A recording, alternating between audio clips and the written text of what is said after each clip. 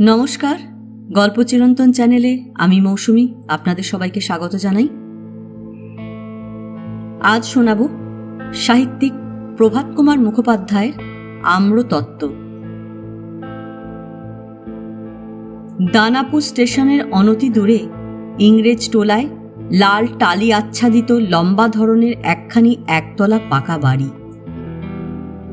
ইহা রেলওয়ে গার্ডগণের জন্য নির্মিত রেস্ট হাউস বা বিশ্রাম গৃহ। সারি সারি অনেকগুলি প্রকোষ্ঠ, সম্মুখে ও পশ্চাতে লম্বা টানা বারান্দা। বাড়িটির পশ্চাৎভাগে দেশি খোলার ছাপ্পরযুক্ত কয়েকখানি ঘর, তাহার মধ্যে একটি বাবুর্চিখানা, অপর কয়েকখানি ভৃত্যগণের অবস্থান জন্য। সম্মুখভাবে খানিকটা খোলা জমির উপর ফুলের বাগান, দুইটি বড় বড় কৃষ্ণচূড়ার গাছ সর্বাঙ্গে ফুল ফুটাইয়া বাতাসে দুলিতেছে। বাকিগুলির অধিকাংশই বিলাতি ফুলের ছোট গাছ, দুই একটি দেশি ফুলও আছে। আষাঢ় মাস, আকাশে মেঘ করিয়া রহিয়াছে। সম্মুখের বারান্দায় লোহার খাটে নেটের মশারির মধ্যে গার্ড ডিসুজা সাহেব নিদ্রিত। মাঝে মাঝে ফুরফুরে হাওয়ায় সে মশারি কাঁপিয়া উঠিতেছে। রাত্রি 2টার সময় মোগলসরাই হইতে 26 নম্বর মালগাড়ি লইয়া ডিসুজা সাহেব দানাপুরে আসিয়াছিলেন। অদ্য বেলা 10টায় আবার 15 নম্বর লোকাল প্যাসেঞ্জার লইয়া তাহাকে মোগলসরাই ফিরিতে হইবে। বেলা 8টা বাজিল। রৌদ্র নাই, তাই বেলা বুঝা যাইতেছে না। বাংলার খানসামা নগ্নপদে ধীরে ধীরে আসিয়া সাহেবের শয্যার নিকট দাঁড়াইল। লাল ডোরাকাটা কানপুর টুইলের পায়জামা স্যুট পরিয়া সাহেব গভীর নিদ্রায় মগ্ন। কোটের বুকের অধিকাংশ বোতামি খোলা। খানসামা ডাকিল, হুজুর। হুজুরের সাড়া নাই। খানসামা আবার ডাকিল, 8 বাজ গিয়া সাহেব, জাগিয়ে। অবশেষে খানসামা মশারির ভিতর হস্ত প্রবেশ করাইয়া দিয়া সাহেবের হাঁটু ধরিয়া নাড়া দিয়া বলিল, জাগিয়ে হুজুর, 8 বাজ গিয়া। সাহেব তখন উহ করিয়া চক্ষু খুলিলেন। একটি হাই তুলিয়া বালিশের নিচে হইতে নিজ বৃহদাকার সরকারি ওয়াচটি বাহির করিয়া দেখিলেন 8টা বাজিয়া 12 মিনিট। সাহেব বিছানায় উঠিয়া বসিয়া বলিলেন, গোসল ঠিক করো। ঠিক হ্যাঁ হুজুর, বলিয়া খানসামা চলিয়া গেল। সাহেব শয্যা হইতে নামিয়া কক্ষ মধ্যে প্রবেশ করিয়া হুক হইতে ঝোলানো নিজ কোটের পকেট হইতে পাইপ, দেশলাই ও তামাকের পাউচ বাহির করিয়া লইলেন। ভিতরের বুক পকেটে একখানি চিঠি ছিল, তাহাও বাহির করিলেন। একখানি ইজি চেয়ারে বসিয়া পাইপ ধরাইয়া পত্রখানি খুলিয়া সাহেব পড়িতে লাগিলেন। পত্রখানি মুজফ্ফরপুর স্টেশন মাস্টারের কন্যা কুমারী বার্থা ক্যাম্বেল কর্তৃক লিখিত। বার্থার সহিত ডিসুজা সাহেব বিগত এপ্রিল মাস হইতে বিবাহপণে আবদ্ধ। অক্টোবর মাসে ডিসুজা সাহেবের 1 মাস ছুটি ডিউ হইবে। ছুটি হইলেই বিবাহ ও সিমলা শৈলে গিয়া মধুচন্দ্র যাপন স্থির হইয়া আছে। পত্রখানি আজ 3 দিন হইতে সাহেবের পকেটে পকেটে ঘুরিতেছে। ফেরত ডাকে উত্তর দিবার জন্য অনুরোধ ছিল, তাহা হইয়া উঠে নাই। আজ উত্তর দিয়া পত্রখানি ডাকে ফেলিতেই হইবে। পাইপ শেষ করিয়া ক্ষৌরকার্য ও স্নানাদি অন্তে সাহেব যখন বাহির হইলেন তখন 9টা বাজিয়া গিয়াছে। মোকামা মোগলসরাই লোকালখানি ঠিক 9:30টার সময় দানাপুরে পৌঁছিবে। সেই সময় স্টেশনে উপস্থিত হইয়া ট্রেনের চার্জ বুঝিয়া লইতে হইবে। সুতরাং পত্র লেখার বাসনা পরিত্যাগ করিয়া সাহেব হাজারি আনিবার হুকুম করিলেন।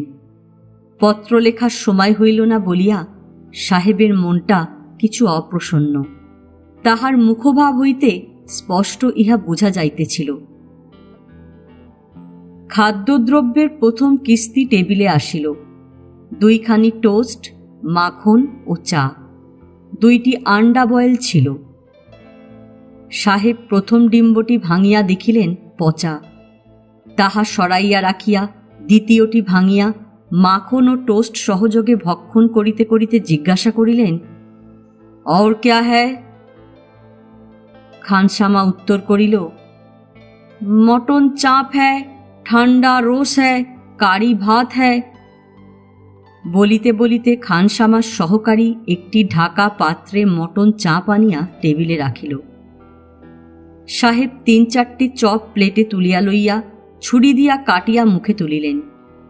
খানিক চর্বণ করিয়া বলিলেন, বহুত কড়া হ্যায়, মটন নেই হ্যায়।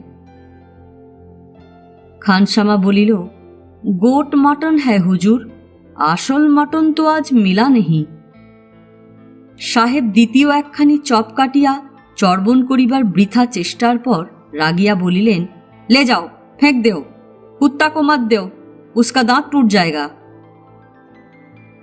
খানসামা প্লেট উঠাইয়া লইয়া সহকারীকে বলিল, রোস লাও, কারি ভাত লাও, জলদি।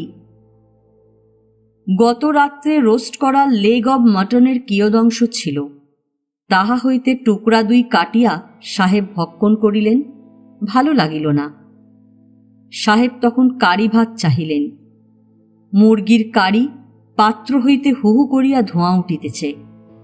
প্লেটে লইয়া মুখে দিয়া দেখিলেন চর্বণ করা তাহার কর্ম নয়। সাহেব গর্জন করিয়া উঠিলেন, क्या हुआ, ये क्या है? यू डैम उल्लू का बच्चा, हम तुम्हारा ऊपर रिपोर्ट कर देंगे, सी इफ आई डोंट। বলিয়া কাঁটা চামচ ফেলিয়া সাহেব উঠিয়া পড়িলেন। ঘড়ি দেখিলেন 9টা বাজিয়া 27 মিনিট। হ্যাট লইয়া বাহির হইয়া দ্রুত পদে স্টেশন অভিমুখে অগ্রসর হইলেন। যথা সময় ট্রেন দানাপুর ছাড়িল।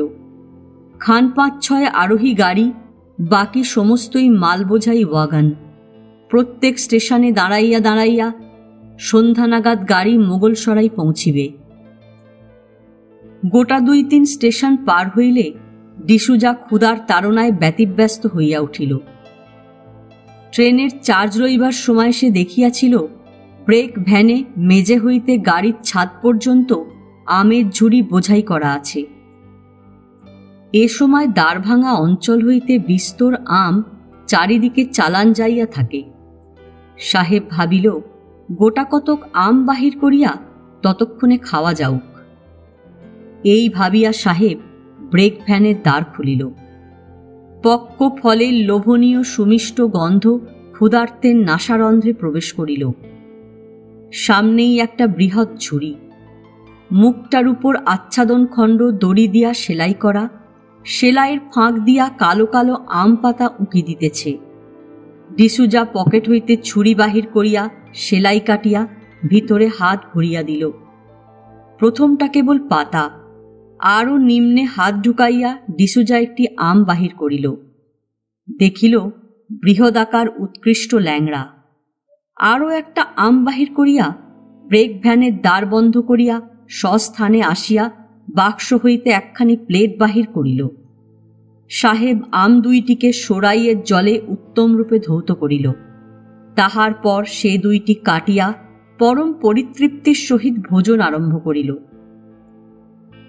ভোজন অর্ধ শেষ হইতেই গাড়ি আসিয়া কৈলোয়ার স্টেশনে দাঁড়াইল। স্টেশন মাস্টার রামতারণ মিত্র ধুতির উপর ছেঁড়া চাপকান পরিয়া গাড়ি পাস করিতে আসিয়াছেন।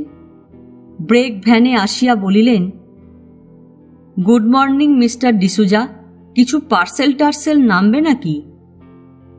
সাহেব আম খাইতে খাইতে বলিল, কুচ্ছু না।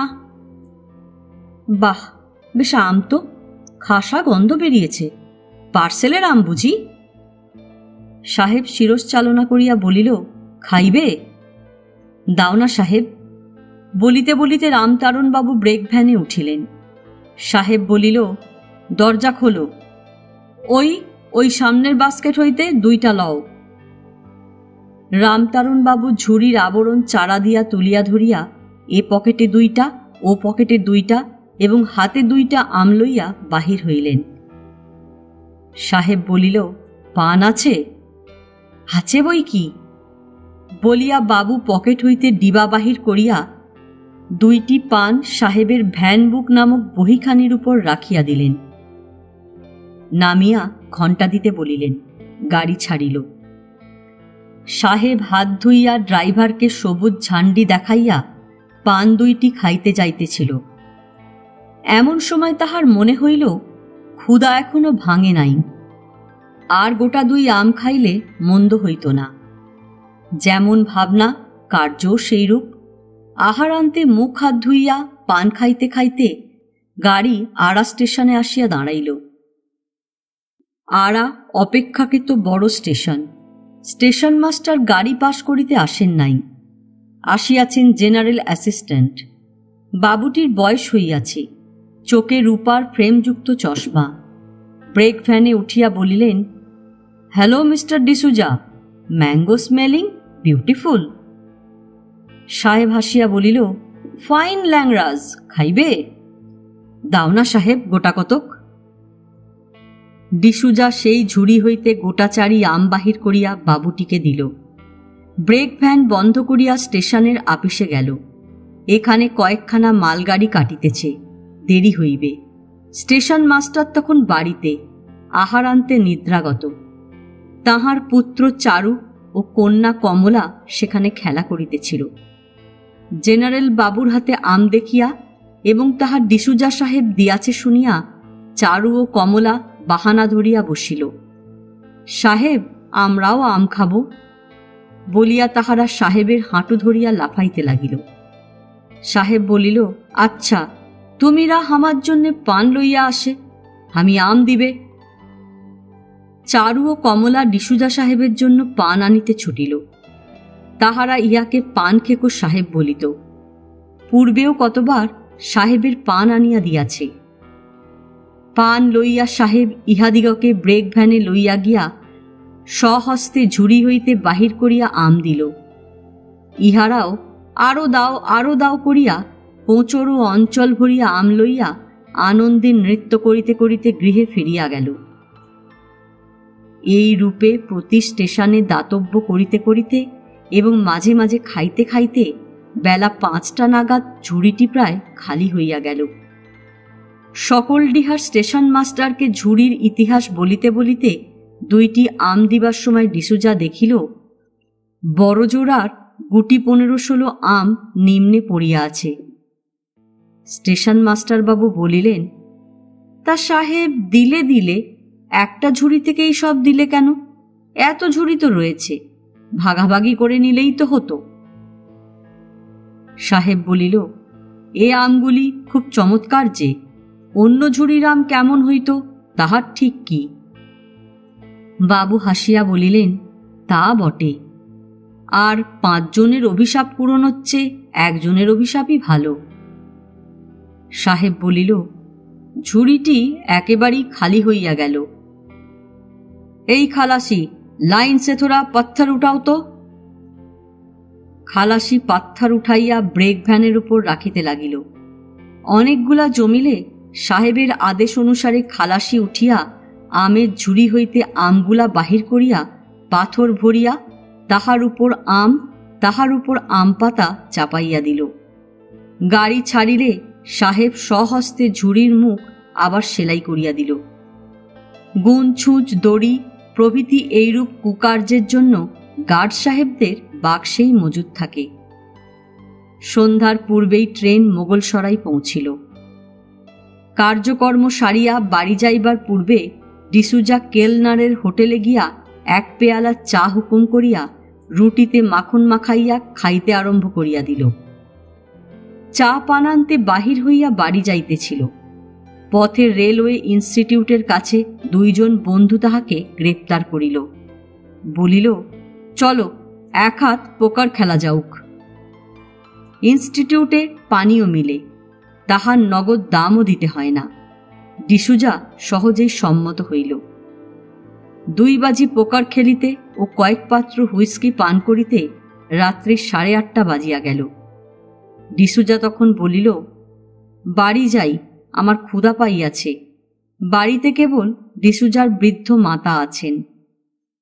বাংলায় পৌঁছিয়া ডিসুজা দেখিল তাহার মাতা রাগিয়া আগুন হইয়া বসিয়া আছেন।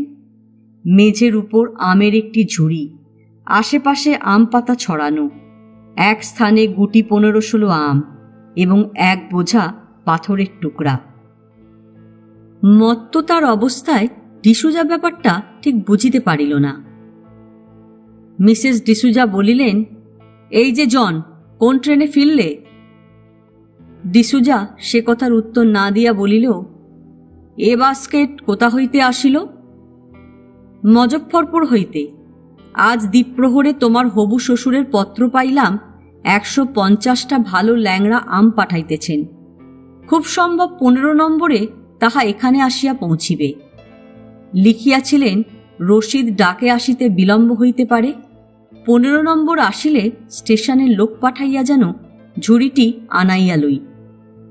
ট্রেন পৌঁছিবার আধ ঘণ্টা পরেই আমি স্টেশনে গিয়া বাস্কেট আনিলাম। আনিয়া খুলিয়া দেখি আম সব চুরি হইয়া গিয়াছে, আমের স্থানে পাথর বোঝাই করিয়া দিয়াছে।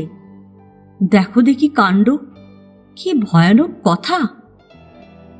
15 আপে গার্ড কে ছিল খবর নাও তো। ডিসুজা বলিল, 15 আপ আমি তো লইয়া আসিয়াছি। তুমি তুমি তবে এতক্ষণ ছিলে কোথা? তুমি তবে আমকে লইল? বোধহয় দীঘায় অথবা বাঁকিপুরে। ডিসুজা বলিল, না না, ও আম আমি খাইয়াছি। বৃদ্ধা ইতিপূর্বেই বুঝিতে পারিতেছিলেন পুত্র প্রকৃতিস্থ নাই। বলিলেন, তুমি খাইয়াছ? এই এক ঝুড়ি আম? অসম্ভব। ডিসুজার নিকটস্থ চেয়ারে বসিয়া বলিল, বড়ই ক্ষুধা পাইয়াছিল, তাই খাইয়া ফেলিয়াছি। মাতা বলিলেন, ননসেন্স, এ কথা এখন তোমাকে বলিয়া কোনো ফল নাই। কল্লপ্রাতে এ সম্বন্ধে রীতিমতো তদন্ত করিয়া ব্যাপারটা উপরওয়ালাদের জানাইতে হইবে। সহজে আমি ছাড়িতেছি না। এতগুলা আম! রেলের কর্মচারীরা কি চোর, কি পাষণ্ড! ছি ছি ছি ছি ছি। এই গল্প এখানেই শেষ। গল্প পাঠ ভালো লাগলে লাইক, শেয়ার, কমেন্টস করতে ভুলবেন না। আজকের মতো নমস্কার।